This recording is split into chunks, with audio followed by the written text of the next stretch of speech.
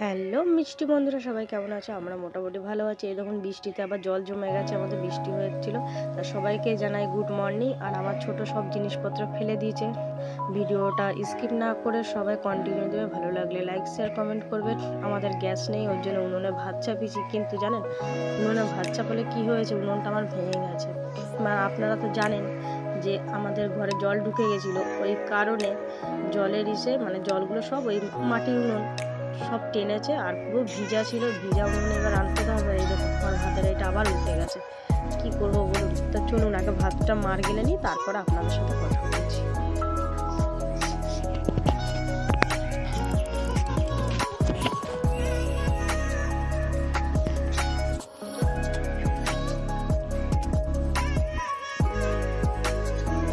ভাতের এটা মারটা গেলে নিই, আপনাদেরকে তারপরে দেখাচ্ছি কীভাবে ভেঙে গেছে। দেখছি তাই কী করবো, আর কিছু করে আনতে পারবো না। ওদিকে ভেন্ডি কেটে রেখেছিলাম, ভেন্ডি রানবো ভেবেছিলাম। ভেন্ডি ভাজা আর ডাল করব, ডাল আলু সিদ্ধ আর ভেন্ডি ভাজা, এই তিনটে জিনিস করবো ভেবেছিলাম।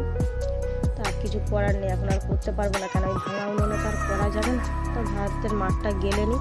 আর আপনারা ভিডিওটা দেখে কিন্তু অবশ্যই জানাবেন কেমন হয়েছে, আর সাবস্ক্রাইবারটা অবশ্যই করে দেবেন। আর কে কোথা থেকে দেখছেন ভিডিওটা একটু জানাবেন। তা চলুন ভাতের মারটা গেলে নিই, তারপর আপনাদেরকে দেখাচ্ছি আমার উনুনটা কীভাবে ভেঙে গেছে। মনটাও খারাপ হয়ে গেছে উনুনটা ভেঙে যাওয়ার পরে। কী করবো, কীভাবে রানবো, কারণ ছোটোটা রয়েছে, ছোটোটাও খাবে, আমরাও খাবো। না খেয়ে তো আর থাকা যাবে না, ওর জন্য দুটো ভাত তো খেতেই হবে। এই দেখুন এইভাবে উনুনটা ভেঙে গেছে। ওপাশ থেকে পুরো জল ওপাশে পুরো ঢুকেছিল, ওই জন্য ওইখান থেকে ছিঁড়ে চলে গেছে। এই পাশটা তাও কিছু হয়নি। আর এই টপটা এনে আমি গ্যাটিস দিয়ে রান্না করলাম। আর কি করবো, তাও টপটা যেন সরে গেছিলো, কারণ ওদিকের মাটিটা পুরো ধসে গেছে ওই কারণে। আর আমার একটাই ঘর, একটাই রুম, ওর জন্য আমাকে এইভাবেই করতে হয়। তো দেখা যাক কবে আর কি করি।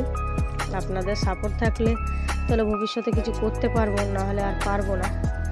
চলুন এখন একটু সকালবেলাও ছোটোটাকেও খাইয়ে নিই, আমিও খেয়ে নিই। এই যে আলু সিদ্ধ ডাল সিদ্ধ, এখন আর কিছু করতে পারলাম না, আর কী করবো। আর এই যে আমার ছোটো সব কিছু আমার জিনিসপত্র বের করে নিয়ে ছবি বের করেছে আমার আর ওর দাদা, সেইটা দেখে ওর দাদার ছবিটা দেখে বলছে দাদা দাদা। তাহলে চলুন আজকের মতন বাই, সবাই ভালো থাকবেন, সুস্থ থাকবেন।